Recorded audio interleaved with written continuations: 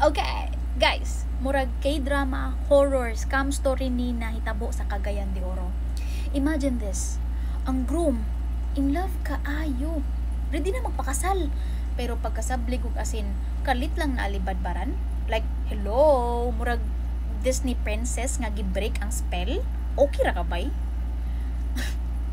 Naay niingon nga basin gigayuma or maybe love scam. Or basin pod nagpanic lang ang groom kay naka-realize siya na naa siya sa toxic relationship, di ba? Ato ning osisahon mga guys, kay murag daghan kaayo red flags nga dapat i-discuss ani nga chismis. Gikan pa sa una, daghan na kaayo ang chismis about kay Yuma. Ug sa tinuod lang, daghan gihapon mo tuwa ni hangtod karon. In short, old school witchcraft meets Gen Z. Char. Usually, kaning gayuma is ginasagol sa pagkaon, inumin, para dili halata. Ang twist, naay uban nga mutuo nga temporary ra ang effect kunuhay kung na-neutralize siya sa asin or holy water, mawalang epekto. Ang uban, kay forever kuno ang effect unless masulod ka sa simbahan, masabligan og asin or mabantayan nga naa kay weird nga symptoms. So unsa ni? Tinuod ba jud ni or placebo effect lang? Okay. So sa atong viral nga chika, ang groom kay naalibadbaran kuno dayon pagkahuman masabligan og asin. Murag exorcism scene sa horror movie. Pero wait, daghan kaayong possible reasons ani. Ang possible theories are: una, placebo effect.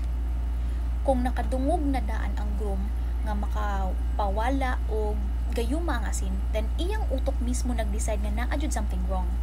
Ikaduha, psychological stress. Base na pugos siya sa kasal or nakabantay siya na something sketchy the moment nga na ay naka-trigger, which is asin kunuhay, boom, murag nagkaroon siya og wake up call. Ikatulo, gold digger move. Basin gusto lang sa bride ang kwarta ug kasal, unya ang love spell kay para lang sa manipulation.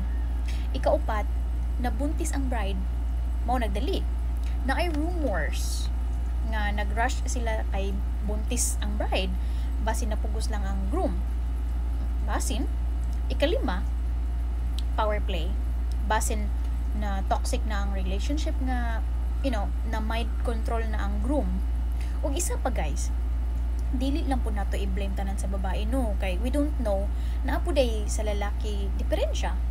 Maybe guys, disugod siya makipagrelasyon kay na love scam, na haylo sa mga saad sa babae nga kuno dato, mommy daddy, pag umangkon ni Senator Bongo o kinsa pa na dihang senatora, basin na apod hidden agenda ning lalaki. Nya pag pictorial na tulala kay hinay-hinay nag sink in sa iyang utok nga di ay na-scam siya sa babae. Nagtuo siya makaasawa siya dato. Aguroy, I'm thinking na balisa ang lalaki mao sigurong way emotion. Kay ang chika, ang bride ang naghandle sa tanan bayad pero daghan og excuses. Unsa man ang suspicious moves? Wala nagpakita ang groom sa transactions, murag controlled kunuhay. Daghan gi-promise nga bayaran pero wala di ay. Murag rush wedding, ang bride murag controlling kaayo sa groom. Nya pagsabyag og asin, kunuhay nahimasmasan ang lalaki. Maybe tungod nakarelas siya, na-scam man jud ni tanan ba? Mauto iyang way out para makalas siya sa babae. Make sense? Kani si guy, murag bride po doy. Na mind conditioning siguro siya sa babae kay abi niya naka-jackpot siya sa babae.